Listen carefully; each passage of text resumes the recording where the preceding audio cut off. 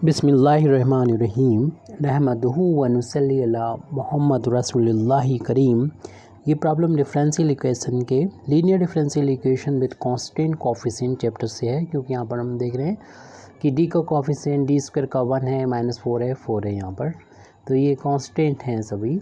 और यहाँ पर डी आपको मालूम ही है कि ये डिनोट करता है एक्स के रिस्पेक्ट में डिफ्रेंसीशन। अगर डी स्क्वायर होगा तो उसका मतलब होगा d2/dx² होगा, जो y पर यहाँ पर ऑपरेट होंगे, तो फिर उसके बाद ये बन जाएंगे d²y यानी d2y/dx² बन जाएंगे। तो ऑर्डर तो देख रहे हैं यहाँ पर 2 है, लेकिन इसकी जो पावर है वो 1 है, तो इसलिए लीनियर बोला गया है, linear differential equation with constant coefficient. इस तरीके की प्रॉब्लम को जब सॉल्व करते हैं तो इस तरीके की प्रॉब्लम को सॉल्व करने में हम 2 पार्ट में सॉल्व करते हैं, कम्प्लीमेंट्री फंक्शन और पर्टिकुलर इंटीग्रल। तो कम्प्लीमेंट्री फंक्शन हम पहले फाइंड कर रहे हैं और उनको जैसे कि हमारा कम्प्लीमेंट्री फंक्शन आ जाएगा और पर्टिकुलर इंटीग्रल आ जाएगा, दोनों को ऐड कर देंगे तो y की value in terms of x आ जाएगी। जो x यहाँ पर इंडिपेंडेंट वेरिएबल है और y डिपेंडेंट वेरिएबल है। तो यहाँ पर सबसे पहले CF की वैल्यू फाइंड करने के लिए हमें इस डिफरेंशियल इक्वेशन का एक्सिलरी इक्वेशन फाइंड करना होगा। पहले आप अपनी प्रॉब्लम को अपने सॉल्यूशन में लिख देंगे, उसके बाद अगले स्टेप में हमारा तो ये सामने लिखा हुआ है इसलिए नोट नहीं कर रहे हैं, तो लिखेंगे इट्स एक्सिलरी इक्वेशन। एक्सिलरी का मतलब होता है हेल्पिंग। एक्सिलरी इक्वेशन यानी सहायक होता है, जो मदद करने वाला। इट्स एक्सिलरी इक्वेशन, इसे सब्सिडरी इक्वेशन भी कहते हैं। फाइंड करने का तरीका ये है, y का जो कोफिशिएंट जो d का फंक्शन होता है, आप d की जगह पर m पुट कर देंगे, तो d² - 4m प्लस का 4 = 0 और m के लिए इस इक्वेशन को सॉल्व कर देंगे। ये क्वाड्रेटिक इक्वेशन है, 2 पावर की इक्वेशन है। आप इसको क्वाड्रेटिक फार्मूले का यूज़ करते हुए भी सॉल्व कर सकते हैं, या फिर इसके लिख सकते हैं 4 को 2 ये वाला m स्क्वायर छोड़ के, और इसे 4 को 2 का स्क्वायर लिख सकते हैं, तो ये 2 लिख दिया, प्लस ये क्योंकि 4 को लिख सकते हैं 2 का स्क्वायर। यानी हम यहाँ पर दिखाना चाह रहे हैं कि a² - 2ab + b² है ये। अगर ऐसा होता है तो हम a - b का इसको होल ऑफ स्क्वायर कर देते हैं, यानी इस आइडेंटिटी का यहाँ पर यूज़ हो जाएगा। तो a की जगह पर देख रहे हैं कि m है और b की जगह पर है 2, बिटवीन साइन माइनस होगा क्योंकि इनटू का ट्वाइस माइनस का है, तो होल ऑफ स्क्वायर हो जाएगा, राइट हैंड साइड में 0। जब इसको हम 0 के इक्वल पुट करेंगे तो m की वैल्यू 2 आ जाएगी, और यहाँ पर जो कि होल ऑफ स्क्वायर है तो रिपीटेड वैल्यू आएगी। जब m की रिपीटेड वैल्यू होती है तो कम्प्लीमेंट्री फंक्शन लिखने का तरीका इस तरीके से होता है कि complementary function is equal to c1 plus का c2x। ये तब होता है जब रिपीटेड वैल्यू हो, और e की पावर में आप लिख दीजिए m की जो वैल्यू थी उसमें इंडिपेंडेंट वेरिएबल से मल्टीप्लाई कर दीजिए। c1 प्लस c2x रिपीट होता है तो इस तरीके से लिखते हैं और उसमें मल्टीप्लाई कर देते हैं, जो रिपीट हो रहा है वो वैल्यू लिखते हैं x। ये तो यहाँ पर कम्प्लीमेंट्री फंक्शन हो गया, complementary function c1 plus c2x और e⁻ ये 2x हो गया। अब हम पर्टिकुलर इंटीग्रल की वैल्यू फाइंड करते हैं, तो यहाँ पर 1/d का जो फंक्शन y का कोफिशिएंट था हमारे डिफरेंशियल इक्वेशन में, जो y का कोफिशिएंट था, जो d का फंक्शन था d² - 4d + 4, वो अपान में लिख देंगे। d² - 4d + 4 को अपान में लिख देंगे, और यहाँ पर जो फंक्शन पर ये ऑपरेटर ऑपरेट होगा उस फंक्शन को लिख देंगे, जो कि e⁻2x और sin 2x है। e⁻2x और प्लस का sin 2x है, sin 2x। तो अब इस ऑपरेटर को दोनों ही टर्म पर अप्लाई कर लेंगे अलग अलग, क्योंकि दोनों अलग अलग फंक्शन हैं, एक एक्सपोनेंशियल है, दूसरा ट्रिग्नोमेट्रिकल फंक्शन है। तो ये ऑपरेटर e⁻2x पर ऑपरेट हो जाएगा, और ये वाला फंक्शन जो है वो इस पर ऑपरेट होगा 1/d² - 4d + 4, ये ऑपरेटर इस पर ऑपरेट हो जाएगा, यानी sin 2x पर। तो अब इसमें अभी तक जो फार्मूला आपने पढ़ा होगा कि इसके लिए अगर हम देखें 1/fd हो, यानी d का ये कोई फंक्शन हो, ये फंक्शन है fd का, तो e⁻ax हो, तो आप क्या करते थे कि शॉर्टकट मेथड में जहाँ पर d होता था वहाँ पर आप a रख देते थे, x का जो कोफिशिएंट है e⁻ax ऐसे रहता, तो ये फार्मूला अप्लाई करते, लेकिन इसकी कंडीशन थी, शर्त थी कि ये जो वैल्यू है f है उसकी वैल्यू 0 के इक्वल ना हो, तब ये आप अप्लाई कर सकते हैं। लेकिन यहाँ पर तो ऐसा नहीं है, क्योंकि इसको अगर आप फैक्टर की फार्म में लिखें, फैक्टर m की फार्म में कर चुके हैं तो m की यहाँ d समझें तो m-2 का होल ऑफ स्क्वायर, तो क्लियरली समझ में आ जाएगा आपको e की पावर 2x में अगर इस फार्मूले का हम यूज़ कर रहे हैं और d की जगह पर 2 रख दें तो अपान में 0 हो जाएगा, यानी अनर्थ हो जाएगा, मीनिंगलेस हो जाएगा।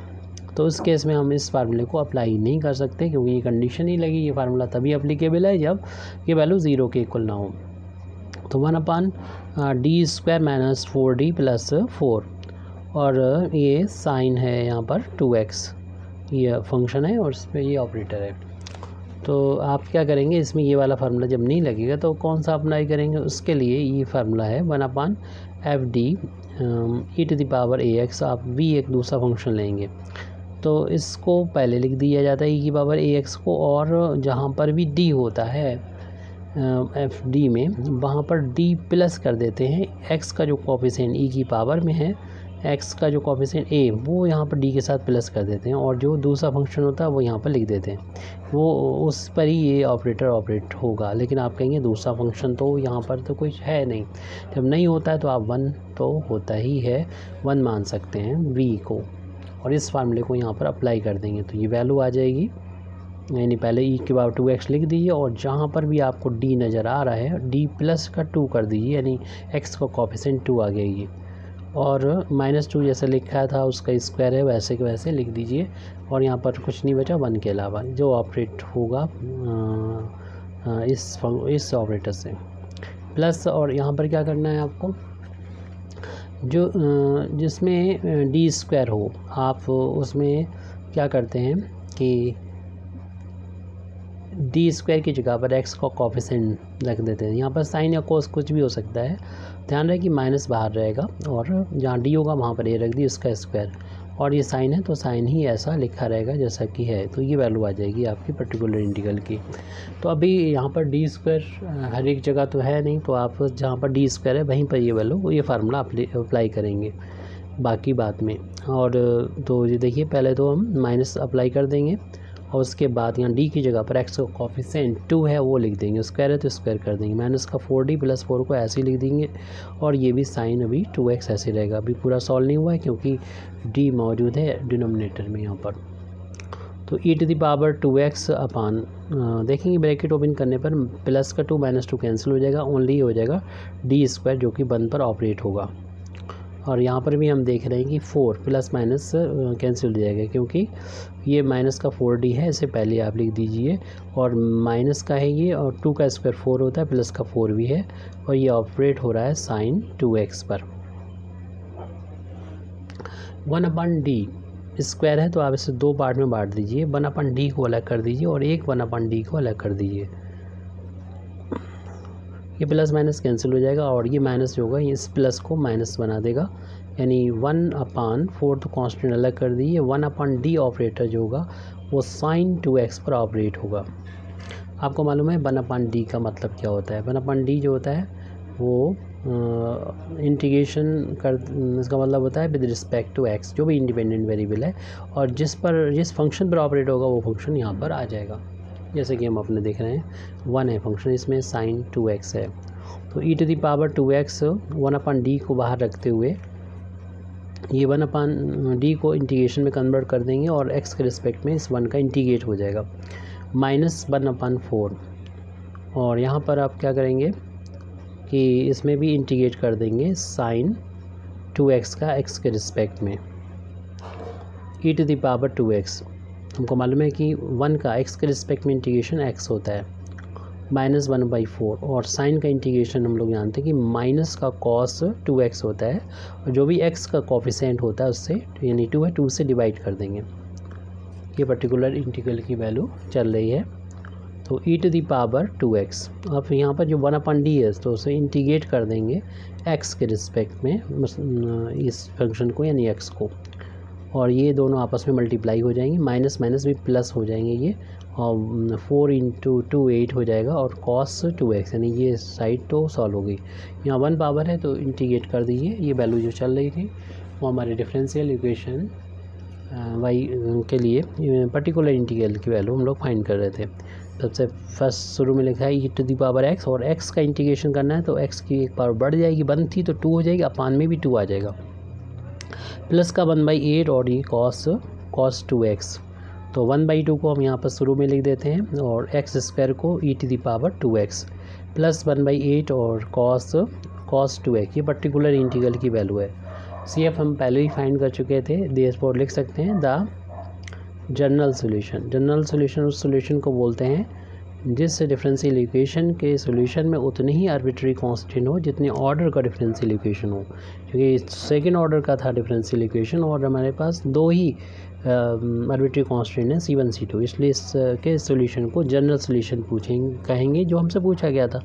तो जनरल सॉल्यूशन ऑफ सॉल्व करने का मतलब यही होगा यहाँ पर, the general solution of given differential equation is, तो y इज इक्वल टू शुरू में जैसे बताया था कम्प्लीमेंट्री फंक्शन और पर्टिकुलर इंटीग्रल दोनों को ऐड कर देंगे।